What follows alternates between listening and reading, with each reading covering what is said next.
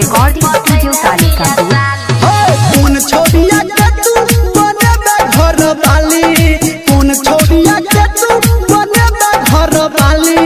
भैया हम तोहर पटन जिया साली, भैया हम तोहर पटन जिया साली। सोही सोही बात न तो सुनो बारे गाली, सोही सोही बात न तो सुनो बारे गाली। भैया हम तोहर पटन जिया साली, भैया हम तोहर पटन जिया साली। कंचन इब्राहिमपुर भैया हम तोहर भैया हम तोहर पटन जिया साली। भौजी के पटन जिया सब बात हम सही हो, तोरा भैया देता सब कुछ कही हो। चल ठीक है पूछ लेबे। भौजी के पटन जिया सब बात हम सही हो, तोरा भैया देता सब कुछ कही हो।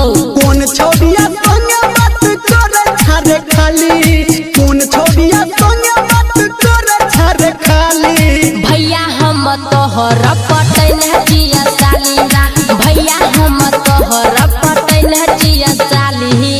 कंचन इब्राहिमपुर भैया हम तोहर माँ गायत्री रिकॉर्डिंग स्टूडियो।